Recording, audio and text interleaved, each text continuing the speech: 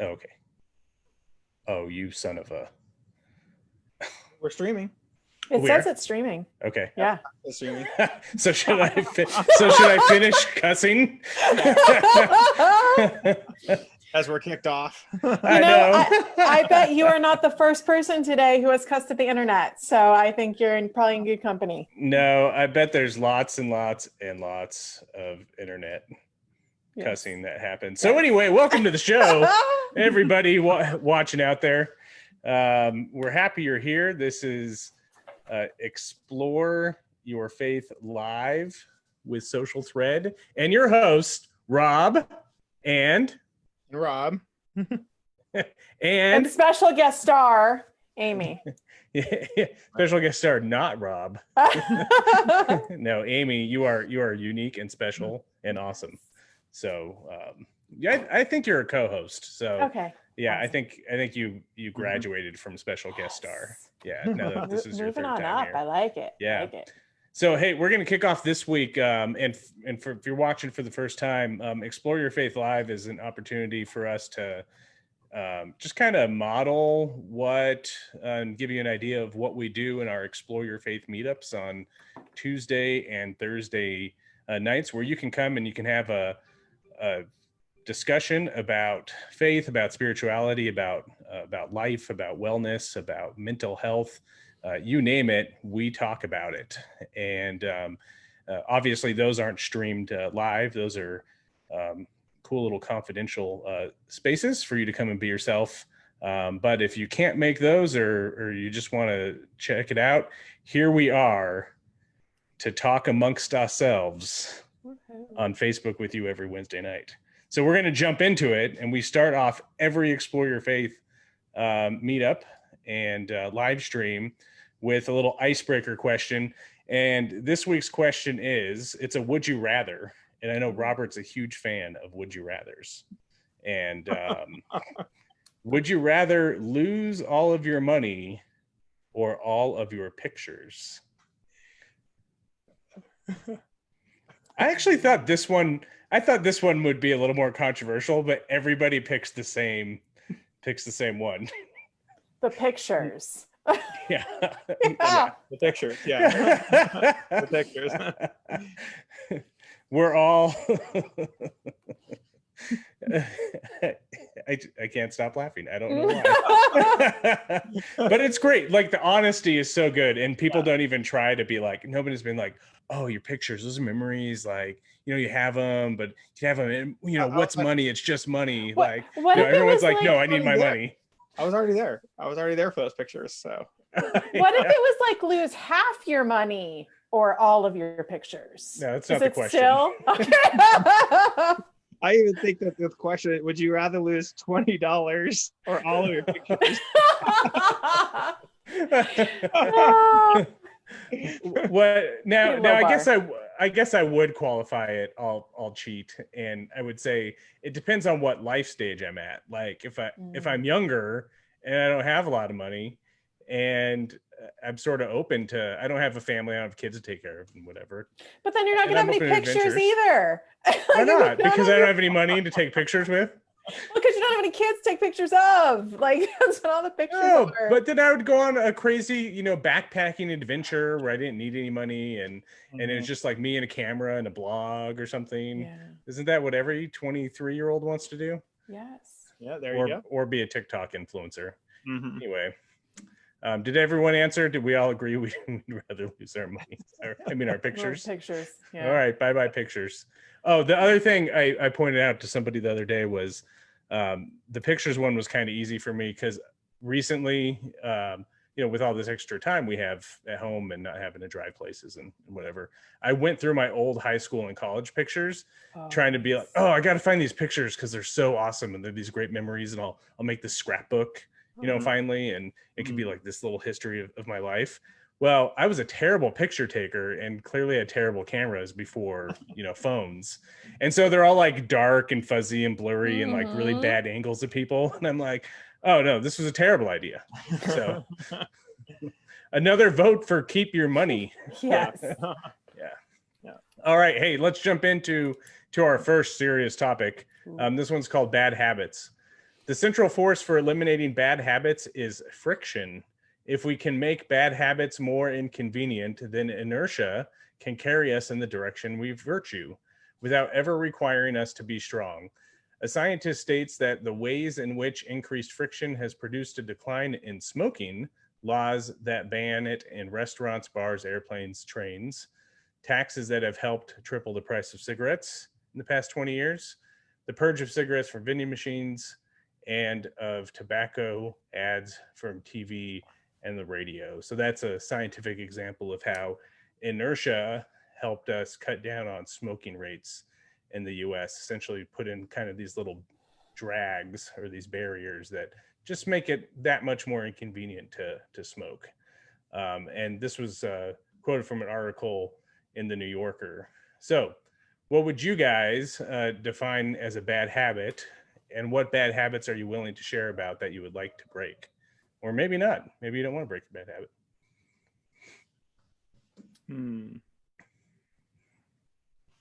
I know go ahead, Robert. Go ahead.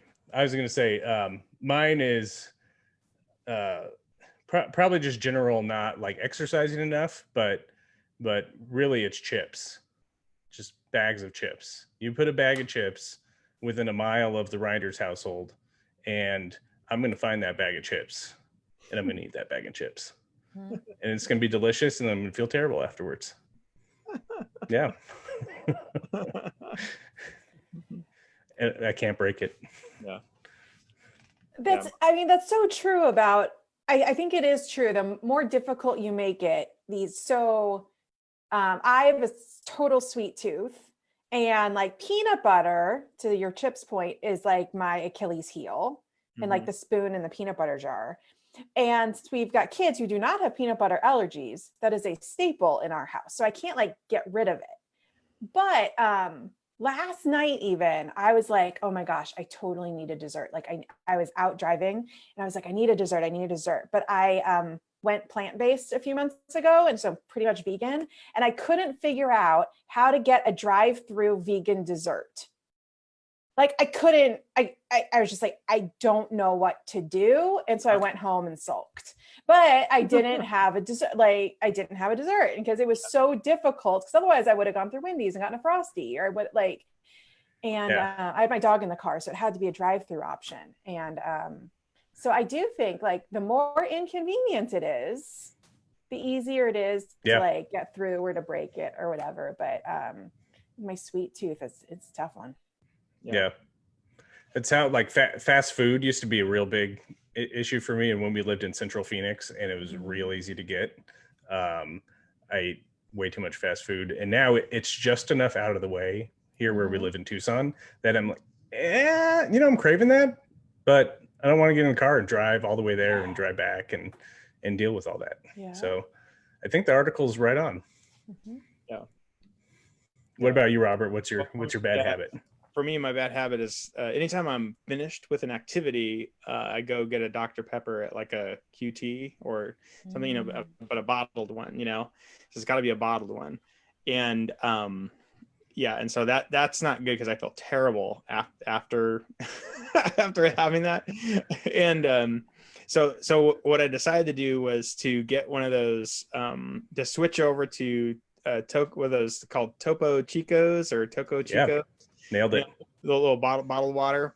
Yeah. And you even have to have a bottle opener in the car. And so I got a bottle opener in each car just in case.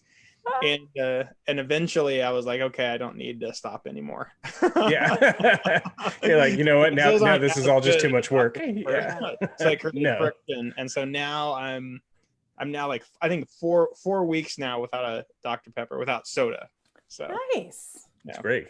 Congratulations. Yeah. Any other strategies or tips you guys have had on breaking bad habits? So there's this book. It's something about habit. I'll have to figure out what it's called. But is it The Power of Habit? It might be. I think it actually with like is. a wheel. There's like hamster wheel. Yeah, and they talk about like there's like a trigger and how you like identify what your trigger is and then reprogram it to be something else. So if instead of, hey, your event is over, you go get a Dr. Pepper, your event is over, you go get a fancy bottled water. Is that what it was? Mhm. Or, but Mhm. like you kind of like do something different, and they talk about reprogramming like that. Yeah. In all honesty, I have not found a good thing to break bad habits. They're really, really hard to break. Mm-hmm. I don't know if it's in that book or where I heard it from, but the 30 days, like if you can do something or not do something for 30 days, you can pretty much lock that in. And I found that to be pretty true. Nice. And so, but getting to 30 days is hard. The first week is always awesome.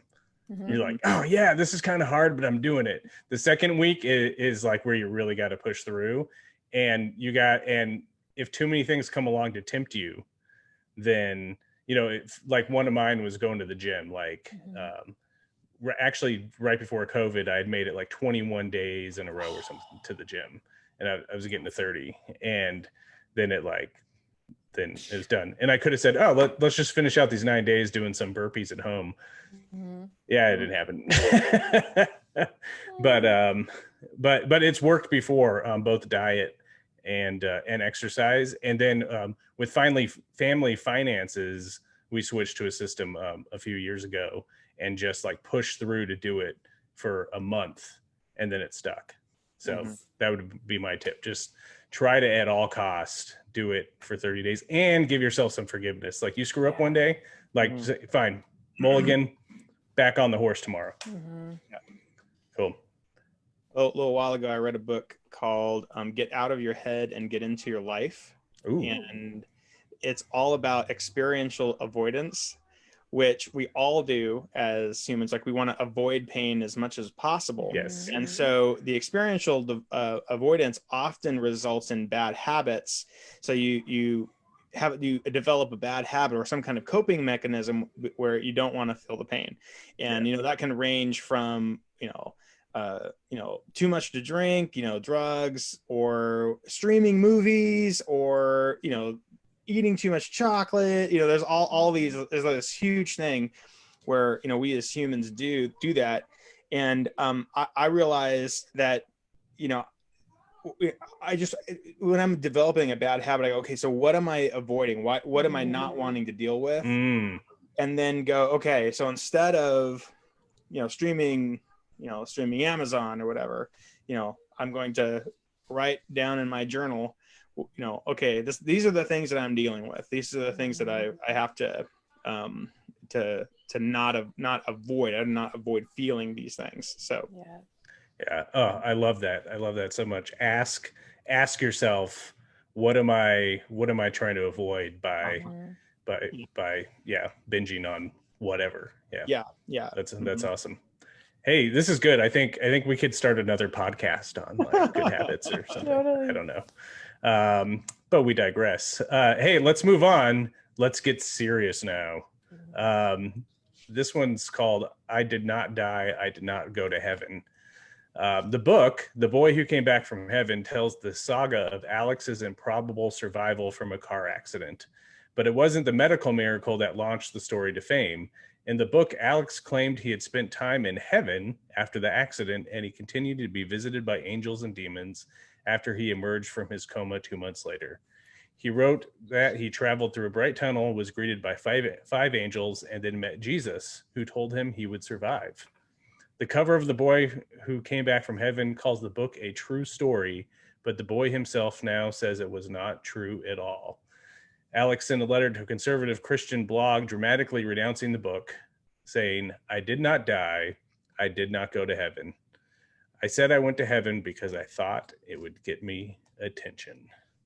So before we talk about that specifically, I know, right? What do you guys believe about the afterlife? Big question right there. Yeah. Be careful. Your theology professors are listening.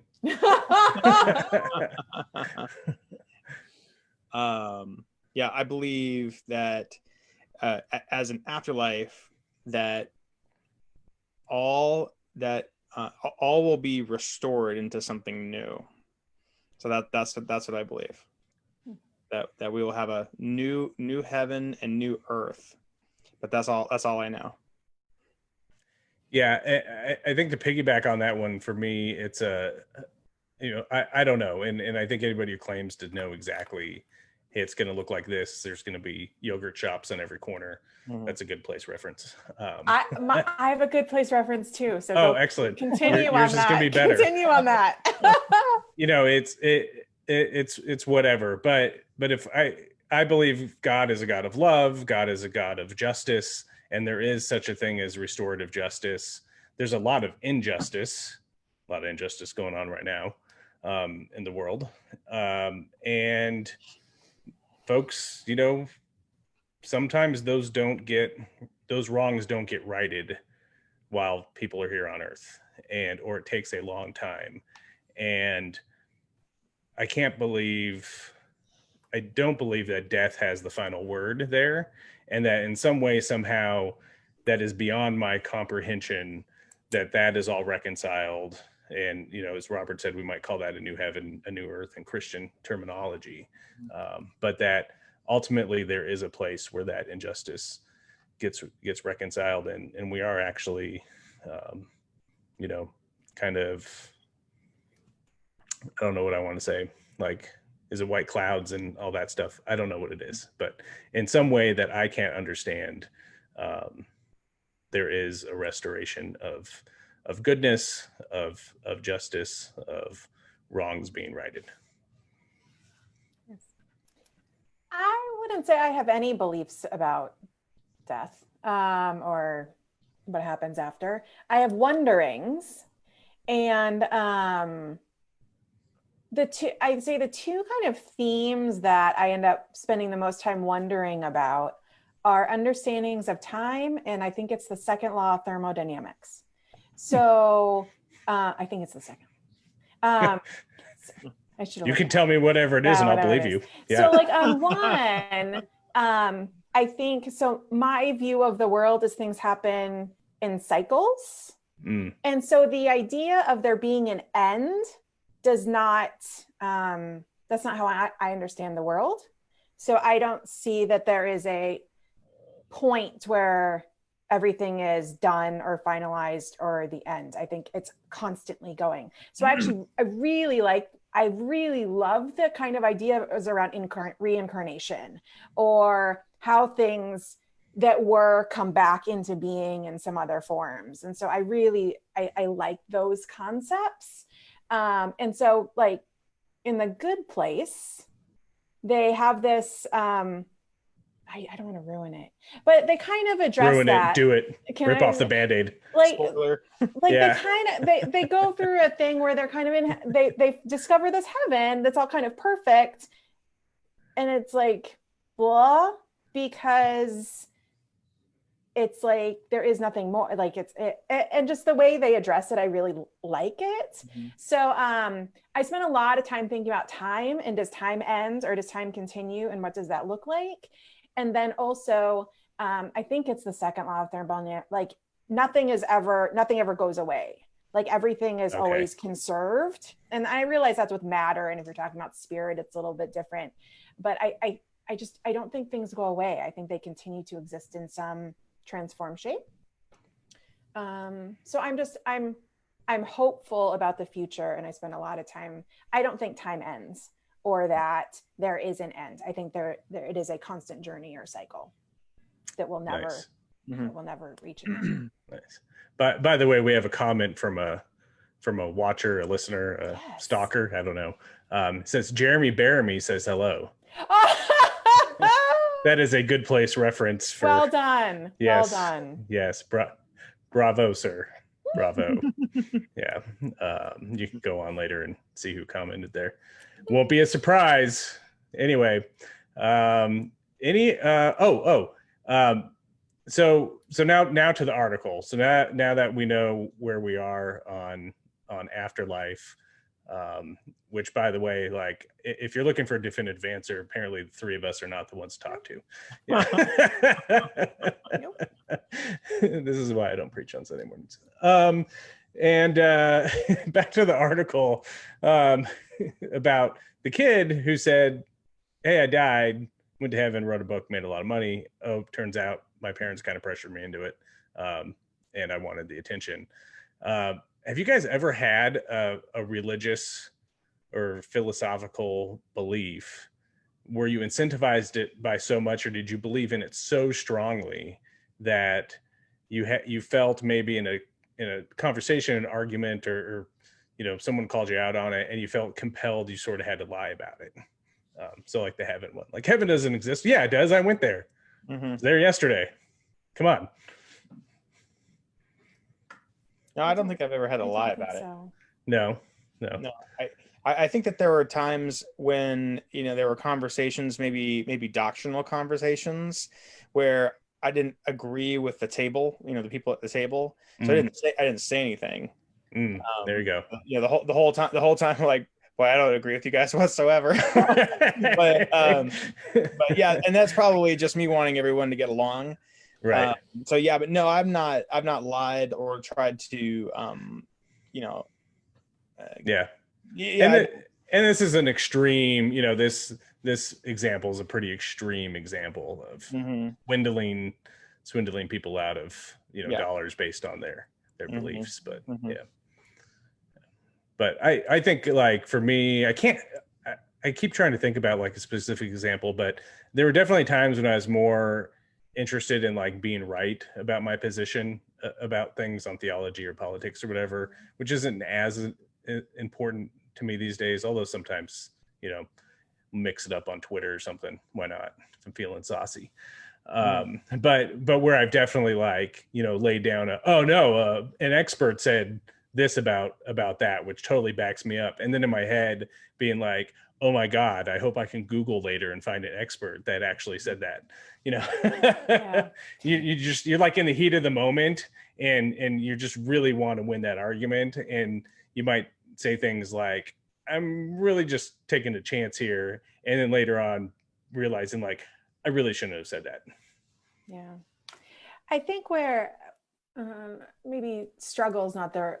I don't know. The thing that comes to mind is just, I think that people experience the world from how they were brought up, how they were exposed, so if there's a person who was very much brought up with angels and fluffy clouds, I can see that would influence how they may have an experience, or somebody else may have an experience in a very different way if they do really have one.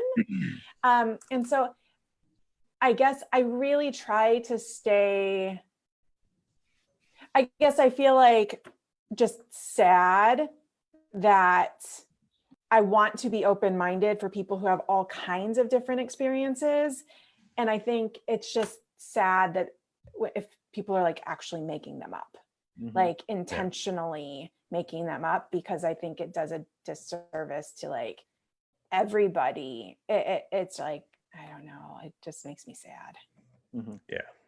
This one kind of goes with, we talked about, I don't know if we talked about it on the live version of this, but in meetups a few weeks ago, the cognitive dissonance of, we're so committed to being part of our tribe, or we've believed something for so long, and our brains just cannot comprehend what we believe being wrong, and so we kind of have to go out and try to confirm those things no matter what, even if we may be unintentionally lying to ourselves about it.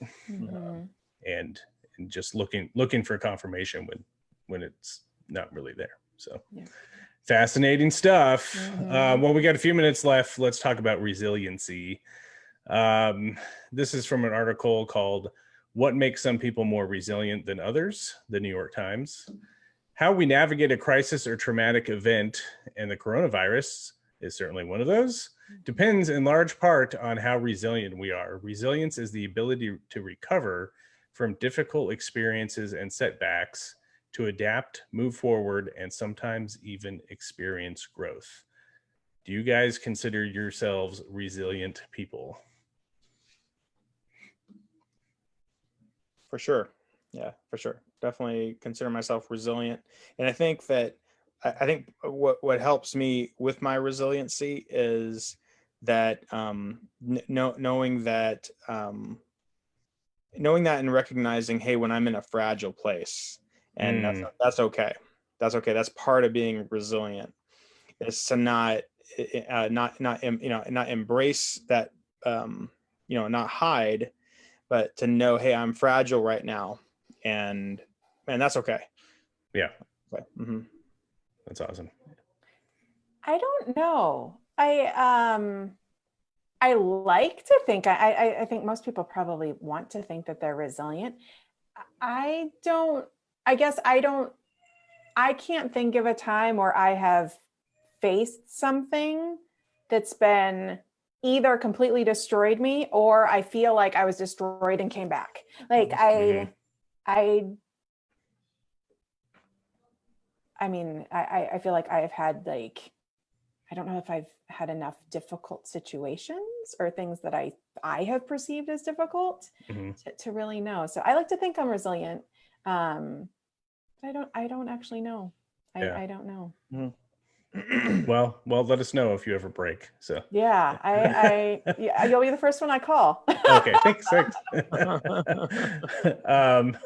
Yeah, this is one of those ones where I got a little too prideful around resiliency. And, there was a time, I think, in young adulthood where I realized, like, oh, wow, I'm a pretty resilient person. Like, I've overcome a lot of stuff, and I'm in one piece and seem to be moving forward in the world.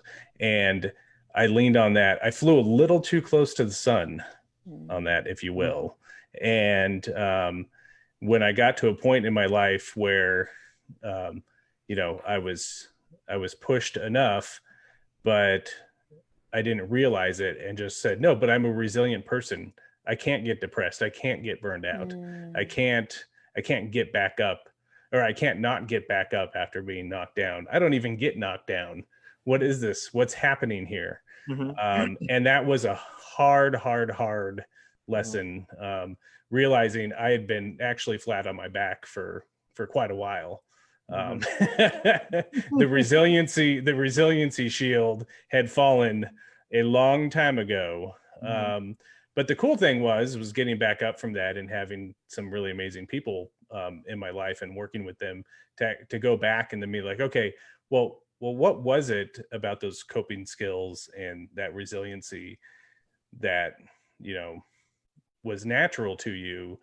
Now you kind of got to unpack it and pull it apart, and then be conscious of it, and then be able to employ those skills, because life isn't going to get any easier.